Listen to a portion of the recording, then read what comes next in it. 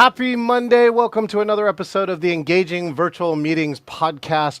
What's happening right now? Oh, we're just excited because our National Speakers Association's Northwest chapter just held its board meeting. And so we are planning all new ways to engage people around speaking and around meetings for the next year. Hey, if you're watching on social media, make sure and subscribe, share, like, or comment. If you make a comment live here, we might give you a shout out while you're here. To get all the episodes, you want to go to engagingvirtualmeetings.online, and you can get this podcast in 13 of your favorite podcast locations. A new episode drops Wednesday every single week. And if you want to learn how to be more engaging in your meetings, in your speaking, and whatever it is that you do, you can come to the Engaging Conference October 28th through the 30th, where we already have at least one Hall of Fame speaker. Who's confirmed now for that program. Watch for those announcements. You can go to engagingvirtualmeetings.com/CON or go to this QR code and register there. Speaking of Hall of Fame, our next guest, he's the founder of the Accountability Institute. He's the author of 12 books, including The Accountability Advantage, and he's one of only 125 Hall of Fame speakers in the world. I just had brunch with him in St. Louis. Let's welcome Sam Silverstein.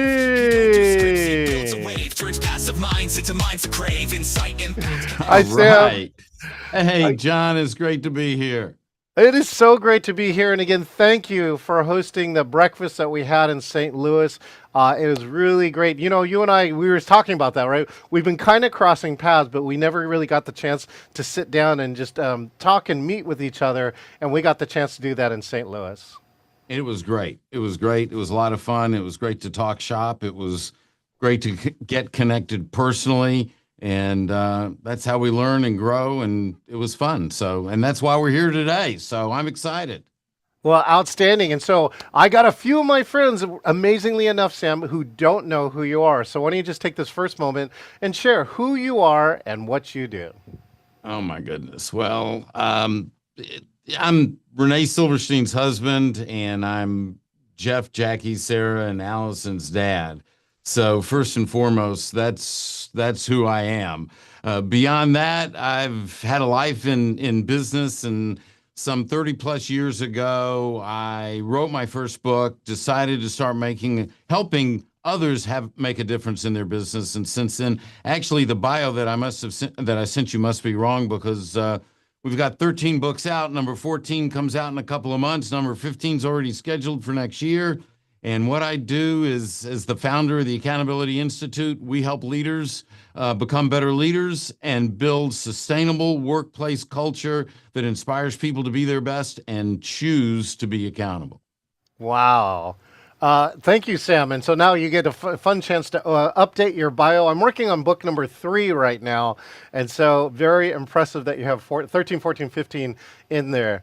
So, Sam, you know, why accountability? Where in your life did you finally figure out that accountability is the thing? Because I think it encompasses probably all the other challenges that you may have seen while you're working with companies. Well, I used to speak on a variety of topics, and nobody knew what I did. No one could recommend me because I did everything, you know, whether it was sales, personal development, creative marketing, strategic planning. You know, I had done this in my professional career. I'd done these things, and so now I'm speaking on all this, and I I was inspired by a fellow speaker, Joe Calloway, to in his words, to pick a lane. And when I started thinking about it and looked at everything that I did, really where I felt the foundation was that drove everything was accountability, and that and that's foundational. You want more trust, it's going to come from accountability. You want better customer service, it's going to come from accountability. And what it turns out is accountability really is something that is not mandated. It's inspired within a workplace culture. So all of a sudden, all these years later, I woke up and I'm seen around the world as a workplace culture expert that knows how to build a culture that inspires accountability. So when you put your blinders on, I don't care what it is that you're doing, when you put your blinders on and you stay in one lane, what happens is you continuously go deeper, deeper, deeper, deeper, and you start to discover things you would have never discovered otherwise. Yeah. And that's what happened. Well, it sounds like, it sounds obvious now. One of the first things you join NSA is you will hear phrases like, there are riches in the niches, right?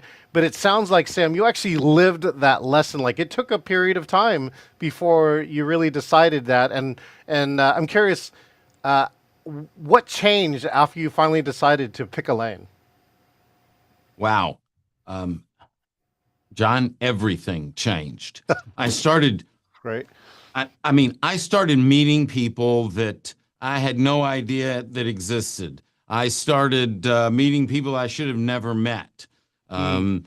Um, I'm in St. Louis and I'm meeting someone in Amarillo, Texas, and our lives are getting intertwined and I'm being exposed to things. And really it comes down to the fact that I I accepted that accountability is where I was supposed to live. And John, I will tell you, I came to the belief that the message of accountability was something that was gifted to me to share. I don't own it. I didn't invent it, but I am the steward of that message. And Yeah. when you look at things differently, when you look at people differently, you treat them differently, you commit to that differently, and you get a different result. And once my commitment changed, the result changed.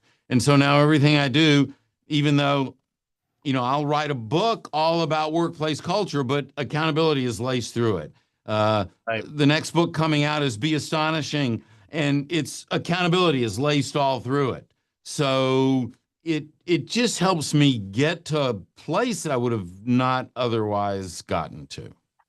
What's a company culture you'd want to give a shout out to? Like there are some people you can talk about culture all day long, but I think know probably one or two companies who really live their culture. I'm just curious who you might want to give a shout out to. Well, I mean, we all know the common ones that people talk about, like a Nordstrom or maybe a Chick-fil-A in some markets, or even now on the rebound, you're seeing the culture come back to life at Starbucks. Hmm. But those are the ones that people know about. But we work with a lot of smaller, middle-sized organizations that aren't well known, that are creating these amazing cultures that people want to be a part of. And part of our inspiration came from a bank in Texas called Happy State Bank that just had this amazing culture where people never left. They just never left. And there was a reason for that. And the then CEO and president of the bank, J. Pat Hickman, created a culture that people wanted to be a part of. They wanted to recommend it to their family and friends. And when that happens, then people go above and beyond. They work harder. They get things done. And we created an assessment. Actually, we measure culture. We measure accountability in the culture, and you can connect it straight to the bottom line. It's absolutely fascinating to see how that works. Yeah, I was just sharing, I think maybe during our breakfast, that I worked at Microsoft and I worked on retention at one point, and somebody did a study and it says to replace a 7 year or more employee at Microsoft costs $1 million.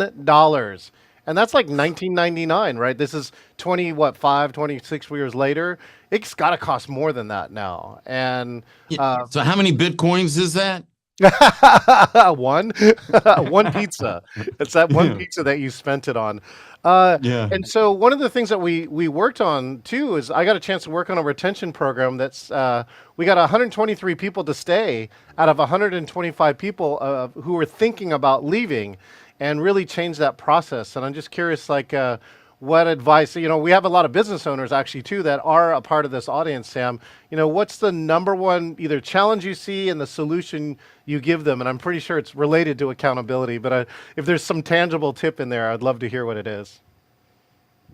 Cultures that attract and retain people are cultures that are built on an amazing set of values. Now, Yes. most leaders will say, we have values.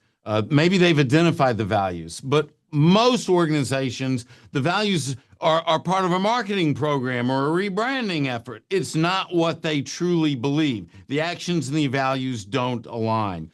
Great organizations have a great set of values, not great values, a great set. And there's a specific way to create a great set. And when you have a great set, and it's lived, you have a culture that will always attract and retain the best people. And so it's going to go through the values. Now, leaders historically think that they're closer to the bullseye than they are. They Yes. think they've got it figured out. We discover, because we look at data, and that's why we created the culture audit, is to actually measure what's going on. We discover they're not as close as they think they are. But if they want to be in the bullseye, if they want that kind of culture, then it's very simple. Not easy, but it's simple how to get there. Well, this is useful too. And many audits, I think, or research studies that I've seen too, is that managers and leaders rank themselves higher than the actual things that their teammates say. So it's hard to know when to do some of these things. So I want to shift a little bit because I do want to know too. Sam, you probably did a lot of your work maybe in person, although I'm not sure. Maybe you did a lot virtual. But I'm curious, what happened to you on March of 2020, and how did you handle it, being the business owner that you are? Oh, that's interesting. And I'll tell you what happened. I got a call from a friend in South Africa. And now I'd been using Zoom for a while. I'm pretty tech savvy and I enjoy this kind of stuff. But he called me up. And when he called on a Zoom call, when he called me up, he's standing in front of a wall. There's a TV behind him. There's branding on this LCD screen. And he basically was showing me his new Zoom studio. And I knew it. He says, "This is the room you were sleeping in when you were here just a few months ago." And he had taken this bedroom and he had turned it into a studio. And the TV that was on the opposite wall from the bed was now behind him. And I looked at this thing, and every light in my house came on simultaneously. And I realized that's just it. It was a mind-blowing experience. And I realized in that moment that we had to figure this out, because this is where things were going to go. And that's when I realized, I said, I don't need an office anymore. I need a studio. And everything I do is in that studio. And so that's when I started to build the very first version of that studio.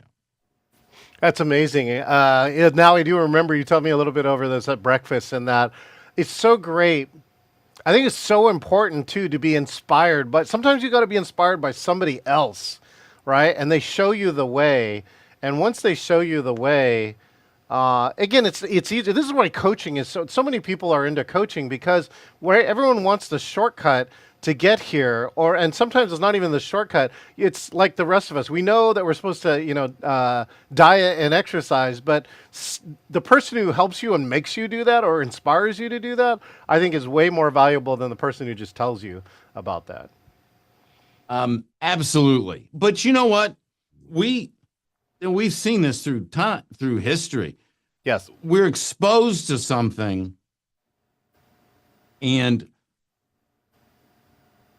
we don't take action. We just keep going, and we put it on a bookshelf. That's what I tell people, right? Exactly. And you know what? I still get on Zoom calls with people today who are looking down at their laptop, the camera that's on their laptop. And I've told more than one friend, I don't particularly get any joy out of looking up your nose. And so it's like, if you can't even elevate your camera to eye level, I mean, are you in this business? Are you even in this business? And early on, it's one thing when you create a studio, but then my mother was later in life. She had 24/7 health care.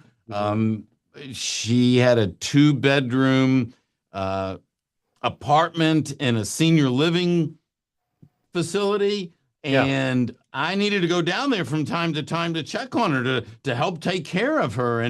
But business had to go on. And so I'm in the second bedroom, and there's a nightstand, and I'm taking the nightstand and I'm putting it on the bed. Yes. I no joke. I'm putting the nightstand on the bed so I can put the laptop on top of that so I can get it to eye level.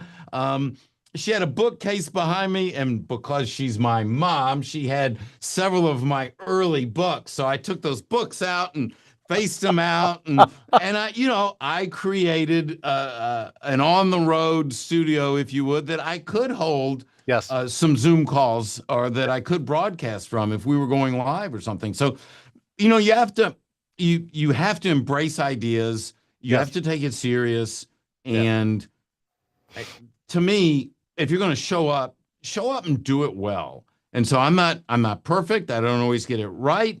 With technology, things can go wrong, but doggone it, put your best foot forward. Yeah, one of the newest things that I give is that, well, I used to use that. One of my other favorites too is if you can remove drawers from a hotel room, they turn upside down into boxes, and that's a way to elevate. The other favorite one is adjustable ironing boards because they can go to any height, and that can actually get you to eye level. And again, the camera doesn't see any of that stuff. But now Right. I ship in my toolkit like a $5 laptop stand, and what it does is it elevates your laptop so that the camera is at eye level. So I traveling I is travel not. with that. Yeah, the traveling is not the excuse. It's about having the proper tools. Speaking of the proper tools too, Sam, I'd love to hear, what has to happen for you to be engaging in a virtual meeting. And I know that you have some cool tech, so if you can incorporate that cool tech somehow, we can show people some different things these are things that are not even in my personal studio. Well, this There we go. doesn't have to happen, but if this can help a meeting be pretty cool and awesome when you do have this kind of technology. Yes. Um, so it's nice to have tools at your fingertips. What has to happen? I think the first thing that has to happen, John, is you have to think about the person on the other end. What's going to Mm. make this program something that's engaging for the participant, what's going to make it valuable. I think content is always king. You've got to have great content. And you need to be engaging, like any presentation. But if I'm in a room with 1,000 people, I'll come off the stage and I'll walk into the audience and talk to people. Well, if we're doing it this way, then I'm going to use the chat window and I'm going to ask specific questions. I'm going to have them throw their answers into chat. I'm not only am I going to look at the answer, I'm going to look at the names of the people as they're responding. Oh, Susie just said that she likes that, and I want to involve the people and make them feel like they are part of what's going on.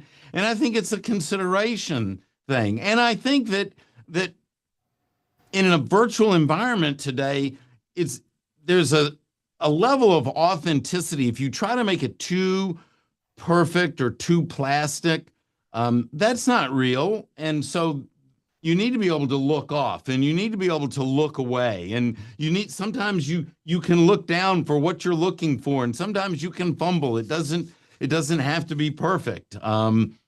In this situation, I'm using a teleprompter, and I don't use the teleprompter as a teleprompter to read a script, but I put the Zoom window on the teleprompter. So Right. when I put my Zoom window on a teleprompter, I can look at you. We can talk for hours, but my eyes are going right into the lens. They're going right into you. I don't have the camera over here and the screen over here. So I'm being considerate for the person that's there. They want to make eye contact. If they want to make eye contact when I'm in a stage with 500 people or 2,500 people, they certainly want to make eye contact here. Yeah, he's using the Elgato prompter too, something I do advocate for. Not sponsored yet, but those Elgato people, we should, because all the top speakers are using it. It has a video screen incorporated into it, which can, again, become a video screen. The top thing I do is run Zoom where the active speaker is always in that window. The other thing that you can do is if you're teleprompting, you can put things in there. So I like right now, I actually am writing notes about something with Sam, but when I'm writing these notes, it looks like I'm looking right at Sam. These are all really top important things that are in there. Sam, let's talk about this Vibe board too. I know you have this Vibe board behind you. A few of my friends have them. I don't currently own one, but I'm just curious what features you love about your Vibe board. I got this early. I got this Vibe board, paid for it with my own money. early on, it became maybe the third version of my studio, and and actually, I mentioned to you that Vibe just reached out to me a week or so Oh, that's ago, right. and they want to send me a new updated one, because they love my videos on leadership and culture and the way that I use their Vibe board, and so they want to send me a new one, and so I guess they now. I guess they think I'm an influencer or something like that, but you know what the heck. I use the Vibe board in a couple of ways, and um, one of the ways is simply to bring my presentation into what I'm doing. And so if I come over here, I can talk about our certified accountability program. I can actually and Vibe. I can bring slides in, or if I want, I can go back to it. And when I go back there, and I'm moving around with a lot of technology here, um, I can go back to it.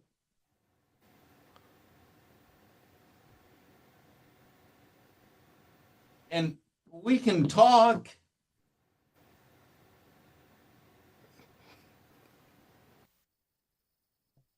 I haven't By the done way, this today. this I, just I, I'm this validates Sam's point, which is that this program is live, right? I told Sam that we're actually yeah, broadcasting live here. There's no editing, right? We're gonna go through this and watch technology work live, mainly to show yeah. to like authenticity trumps perfection all the time. Well, exactly. And I haven't written on it in a couple of days, so I wasn't set up to do that. But I can go on it and write on it. I can use it for slides. Um, I can switch back and forth. I can go back to the branding backdrop if that's what I want to do. I use the Vibe board a couple of ways. One, oh, here, this is really cool. Watch this. Okay. Um,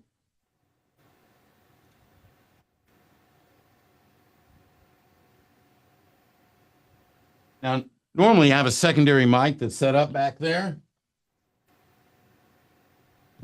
which is this mic. Oh. And so let me show you.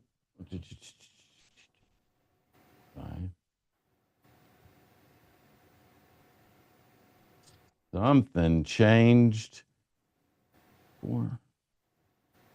Oh, there we go. There. Okay, so that's what's on the Vibe board. Got Now, it. this is a set of pictures, and I can give a link out. And we did this with countries in the Middle East, for instance, and did a virtual program. I can give links out to different groups. Each breakout room in Zoom gets a different link. They have a different set of pictures, and they have a set of instructions of what they're doing. And we helped a company design their entire culture, figure out what all their values were, all over Zoom calls using the Vibe board and the interactivity that you can create with the Vibe board. Oh, I didn't know that Vibeboard actually had sharing in it too. So again, Miro and Mural are other apps to do that. But by doing that, you too can view into multiple breakout rooms results, right? And switch between whatever they're It, doing. exactly. Yeah, So I can set all that up on the Vibe board, um, and have different groups using different links, and each of those links go into a separate document. They got it. can move things around. They can group things. Each group can do their own thing. Um, and it's a great whiteboard. Let me tell you, about, I don't know, I don't think it was a week after the Vibe board came out. A Saturday morning, it's 4:30. I'm sound asleep, and I kid you not, in my right in my ear, I hear, just like you're right here, I hear E equals MC squared. No joke. And I just, it wakes me up. And so I try to go back to sleep, and I hear E equals MC squared. And I laid there for about a half an hour, and I finally I got out of bed. I came down here, turned on the Vibe board, and 45 minutes later on that whiteboard, I had put the entire outline and deep level content Oh, for oh, for an entire book, all oh. based off of E equals MC squared, which we all know that's the theory of accountability. Now, some people think it's the theory of relativity and that Einstein had something, but it's the theory of accountability. I can prove it. And anyway, so right there, when the pandemic's coming out and things are shutting down, my publisher rushed a book to market because there was no product coming out.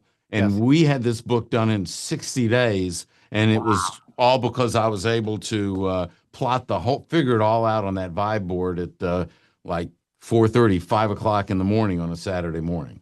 This is the part that AI may never learn, which is having an epiphany, right? This is the unique part about an human brain, which will come together, take your lifetime experience, right, and dump it in like, a day or two. So that's really fantastic. I just want to let you know, too, that Glenn Miller is tuning in, and he says best wishes from Australia. So your Aussie is in the house. I love that. Yeah, thank you, Sam, for toying around with that. And it is great. In a case like that, too, while the Vibe Board is kind of on the slightly more expensive side, that easily would have paid for the entire board to be able to capture all of that knowledge in a way that works for you, right? The human input part, right? Other speakers like our good friend Ana Liada takes iPads and telestrates iPads during the middle of her class. And again, allows to add this human factor back into a digital medium. And I think that's another key important when you mix those two, right? I've actually done that too. And it was a technique that I saw.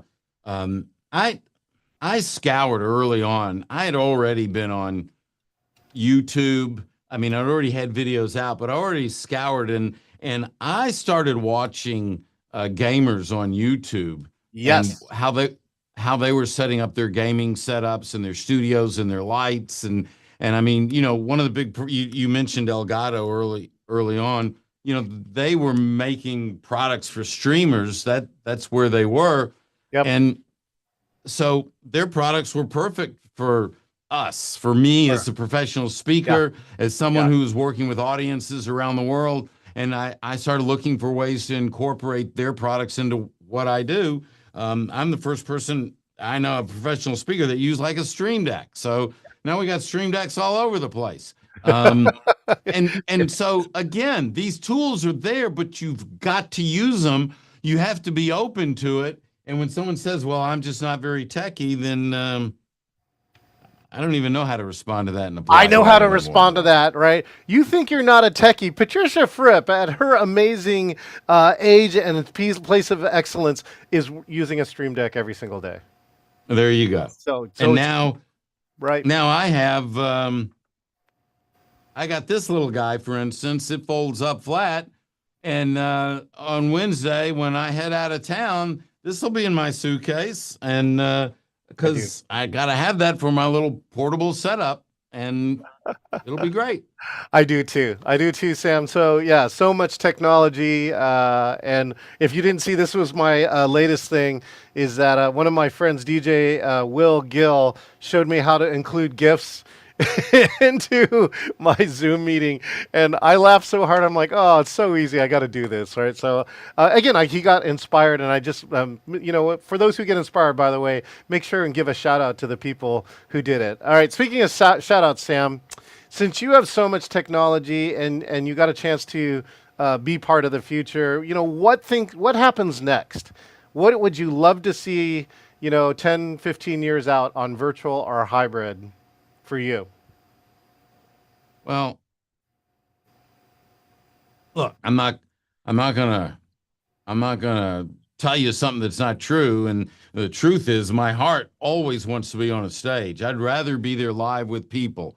I want to be with people. I want to be in the room where the ahas are happening. I want to see the light bulbs come on. I want to have the ability to go one-on-one with people after a program, before a program. I think that's important. And so, when you talk about virtual and hybrid, that I think it's important to say that I think it's important to maintain our in-person meetings to the best of our ability. Now, there are times when a virtual program is the only way. There are times when a virtual program is necessary. There's a time constraint. There's a monetary constraint. Yes. There's a geography constraint, and we need to get after it. So what do I want to see? I guess I want to see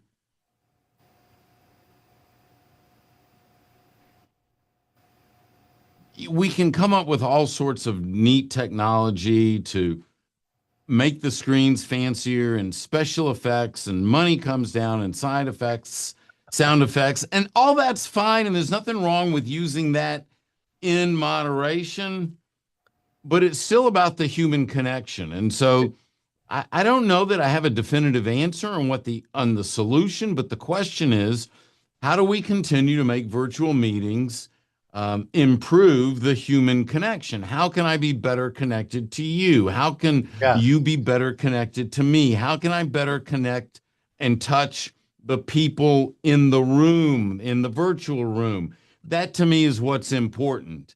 And that connection is what's going to drive the transformation in someone's life, someone's organization, someone's community. So I'm always open to ideas of ways to drive a deeper connection between human beings. And when you're doing that through technology, I think that that's naturally a challenge. But if we're asking the right questions, then we have the opportunity to generate the right answers. Yeah, the only thing I think I thought about too while you're talking was I'm sure you might ponder the question, how could technology or the future help humans be more accountable to themselves and to others? Yeah. So here's the thing. That question doesn't really come up to me, and I'll tell you why. Because first of all, and I'm not going to say I'm the only one, because that would just kind of be ridiculous. But most people see accountability as a way of doing, and we believe that accountability is a way of thinking. Specifically, it's how you think about people. So I believe that you're responsible for things, you're accountable to people. The job report, that sales report, boss, that you need by Friday, that report's not going to hold me accountable, but you will. But the reality is, nobody wants to be held accountable.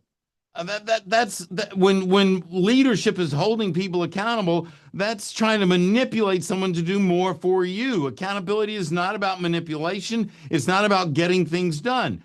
That's your job. That's your responsibility. But accountability is keeping your commitments to people, but the relational commitments, not the tactical ones. And so that's why. And relational commitments are a commitment to live the values, a commitment to stand by you when all hell breaks loose, a commitment to it's all of us, which means if you fail, I fail. Only when you succeed do I succeed.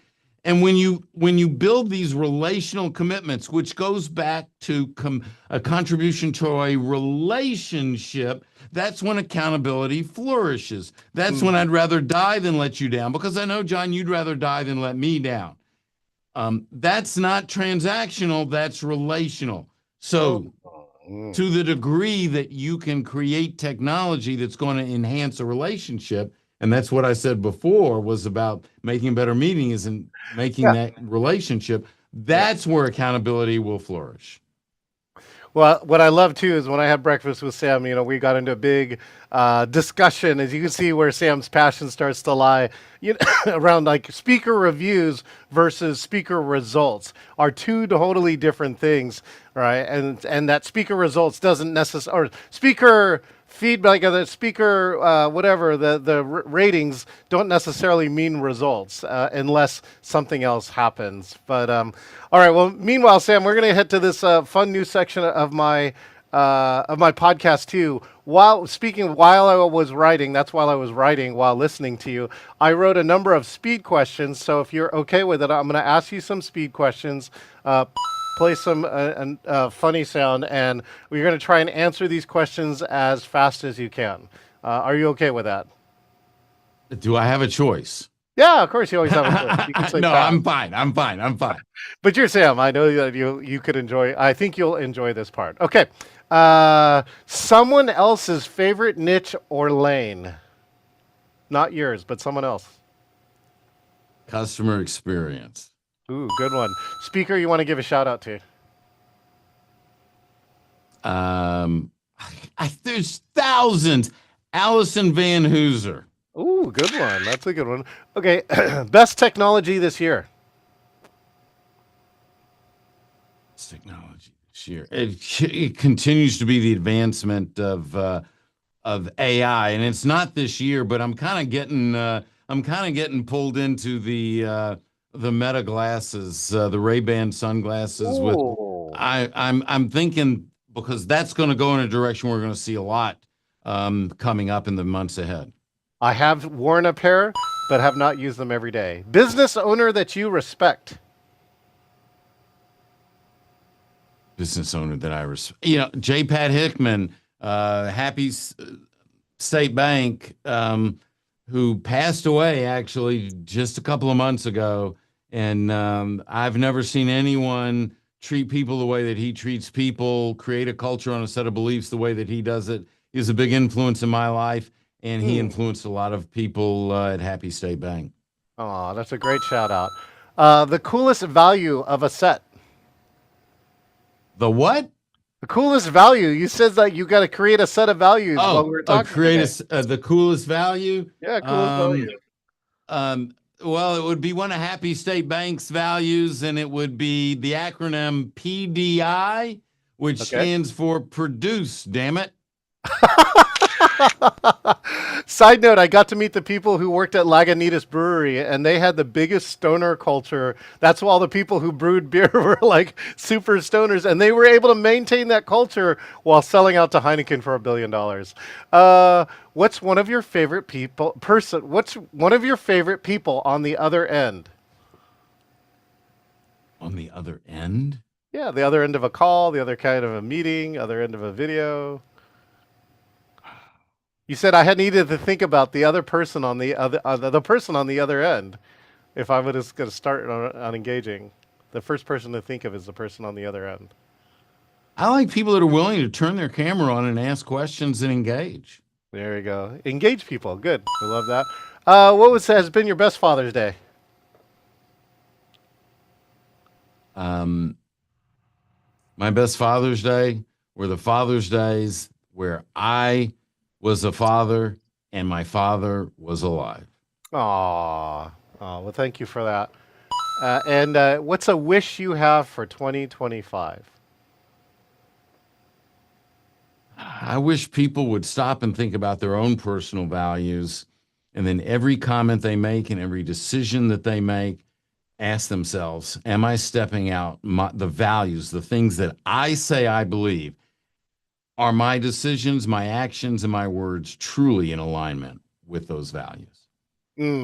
Sam, thank you so much for investing a little bit of your time with me here, my friends, on the Engaging Virtual Meetings podcast. You have a final word for this year, or final word for our guests who are watching today?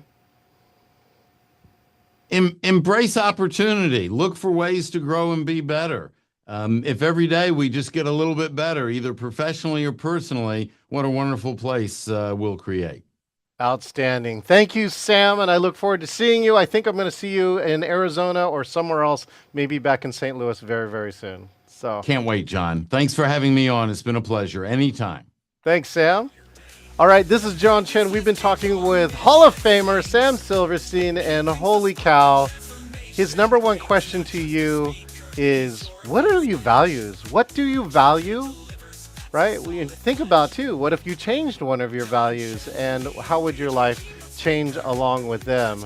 Meanwhile, I hope this podcast has changed you, right? Subscribe, share, and like, and comment like our good friend Glenn Miller from Aussie, oi, oi, oi.